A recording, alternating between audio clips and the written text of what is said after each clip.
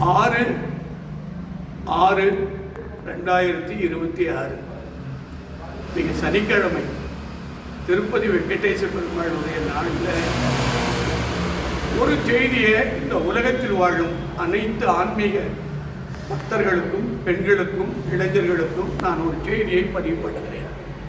இனி வாரந்தோறும் வெள்ளிக்கிழமை காலை 9 to 11 மணிக்கு வராகி அம்மனுக்கும் நவசக்தி அம்மனுக்கும் சிறப்பு அபிஷேகம், சிறப்பு பூஜை, அன்னதானம் நடைபெறும். ஒவ்வொரு வாரமும் சனிக்கிழமை நவலிங்கேஸ்வரருக்கும் கிருஷ்ணருக்கும், பெருமாளுடைய அவதாரமாக விளங்கும் கிருஷ்ணருக்கும் அபிஷேகமும் சிறப்பு பூஜையும் நடைபெறும் காலை 9 to 11 மணி வரை. அதைத் தொடர்ந்து ஒவ்வொரு ஞாயிற்றுக்கிழமையும் முப்பெரும் சக்தியாக விளங்கும் பத்ரகாளி அம்மன், அஷ்டபுஜ துர்காதேவி, மகாலட்சுமிக்கு 9 to 11 மணி வரை சிறப்பு பூஜையும் அன்னதானம் நடைபெறும். யாரெல்லாம் கலந்து கொள்வீர்களோ நீங்கள் இந்த நேரத்தில் சரியாக கலந்து கொண்டால் எல்லா அருளும் கிடைக்கும் என்பது சிவன் அருள்வாக்கு, சக்தி அருள்வாக்கு, பெருமாள் வாக்கு. ஒரு செய்தியை நான் பதிவு பண்ணுறேன். இது உலகத்தில் மிகப்பெரிய சித்தர் பீடம் அருள்மணி சுவாமிகள்.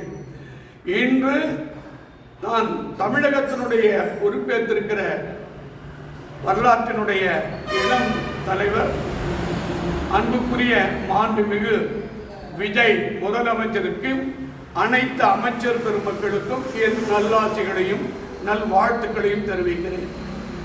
20 ஆண்டு காலமாக தொடர்ந்து வந்து கொண்டிருக்கிற கர்நாடக மாநிலத்தினுடைய அமைச்சராக வந்தார். அதற்கு பிறகு அவர் மனைவி குடும்பத்தோடு வந்து பால்குடம் எடுத்தார்.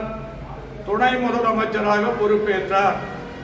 கர்நாடகா மாநிலத்தினுடைய முன்னாள் பாரத பிரதமர் மரியாதைக்குரிய மாண்புமிகு தேவகவுடா, அவங்க மனைவி, மகன்கள், மகள், பேரக்குழந்தையோடு வந்து 2 நாள் சிறப்பு பூஜை செய்து குமாரசாமியை 26 நாளில் சீஃப் மினிஸ்டராக உருவாக்கி காட்டினேன். அதைத் தொடர்ந்து இதை கேள்விப்பட்டு கர்நாடகா மாநிலத்துடைய துணை முதலமைச்சர் எடியூரப்பா அவர்கள் அவங்களுடைய மகள், பேர குழந்தைகள், அவங்க குடும்பத்தோடு வந்து இங்கு 10 மணி நேரம் சிறப்பு பூஜை பண்ணி 32 நாட்களில் அவரை முதலமைச்சராக உருவாக்கியிருக்கிறேன். இதை கேள்விப்பட்டு அமைச்சராக அங்கு கர்நாடகாவில் இருக்கும் என் அன்புக்குரிய நண்பர் லட்சுமி நாராயணசாமியின் மூலம் பரமேஸ்வர் அவர்கள் அமைச்சராக அழைத்து வந்தார். அவர் என்னிடத்தில் சொல்லுகிற பொழுது நான் முதலமைச்சராக வேண்டும் என்று எண்ணினார். இங்கு பூஜை செய்து அவரோடு பல எம்எல்ஏக்கள் அழைத்து வந்தார்கள். 7 நாட்களில் கர்நாடகாவில் உலக வரலாற்றில் 7 நாட்களில் துணை முதலமைச்சராக பொறுப்பேற்ற வைத்தேன். அதைத் தொடர்ந்து கர்நாடகத்தினுடைய கவர்னர் சதுர்வேதி இங்கு 2 நாள் இருந்து பூஜை செய்தார்கள். கர்நாடகாவில் இருக்கக்கூடிய கன்னட நடிகர் சூப்பர் ஸ்டார் ராஜ்குமார் ஃபேமிலியிலிருந்து இப்போ இருக்கக்கூடிய சூப்பர் ஸ்டார் இருக்கிறது. ஓரளவுக்கு கர்நாடகாவில் 90% அமைச்சர்கள், மேயர்கள், PR ரமேஷ் உள்பட கவுன்சிலர்கள் எல்லாரும் வழிபட்ட பீடம். அது மட்டும் இல்லை, கர்நாடகாவிலே பெரிய சாமி பாலகங்காதர சுவாமிகள் ஹெலிகாப்டரில் ஏற்று வந்து பூஜை பண்ணார். 1/2 மணி நேரம் சாதனை லேட் ஆனதுனால அந்த ஹெலிகாப்டர் திருப்பி பெங்களூருக்கு போய் மறுநாள் காலையில் 9 மணிக்கு வர வச்சு மறுநாளும் பூஜை பண்ணிட்டு போறாருன்னா அவரை பார்க்க பிரதமர், ஜனாதிபதி, உள்துறை அமைச்சர் பெங்களூரில் காத்துட்டு இருக்காங்க. அவரு இங்க 2 நாள் ஹெலிகாப்டர் வச்சு பூஜை பண்றாருன்னா அப்போ இங்க பத்திரகாளி கிட்ட என்ன பவர், சிவன் கிட்ட என்ன பவர் புரிஞ்சுக்கணும். இது 40 வருஷம் என்கிட்ட முதல்ல வந்தவர் புதுச்சேரி மாநிலத்தினுடைய அருட்செல்வர் சுவாமிகள் என் ரங்கசாமி எக்ஸ்-எம்எல்ஏ வந்தார். எக்ஸ்-எம்எல்ஏ வந்து பால் தானம் கொடுத்தார். அதைத் தொடர்ந்து அமைச்சர் 2 முறை ஆக்கப்பட்டார். அதைத் தொடர்ந்து 3 முறை முதலமைச்சராக ஆகப்பட்டார். 2வது முறை முதலமைச்சர் ஆகும் பொழுதுதான் இந்த நவலிங்கம் நவசக்தி கோயிலை கட்டி கொடுத்தார். 3வது முறையும் முதலமைச்சர் ஆக்கப்பட்டது. 4வது முறை போராடி முதலமைச்சராக அமர வைக்கப்பட்டது. நான் மே 7ஆம் தேதி நாள் குறித்தவன் நான். 5வது முறையும் 1/1/2026 முதல் 5 மாதத்திற்கு அவருக்கு சிறப்பு பூஜை பண்ணி 5வது முறையும் முதலமைச்சராக உருவாக்கியிருக்கிறேன்.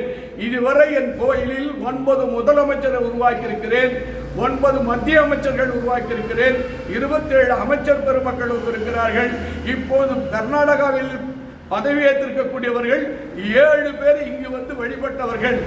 மத்திய அமைச்சராக வந்தார் முனியப்பா, ஈஸ்வர் கண்டர், ராமலி ரெட்டி மனைவி குடும்பத்தோடு வந்து பூஜை செய்தார். டி.கே. சிவகுமார், அங்கு எல்லாரும் என்னிடத்தில் வந்து வழிபட்டவர்கள் தான் இப்பொழுது அமைச்சர். இது பெருமைக்காக நான் சொல்லவில்லை.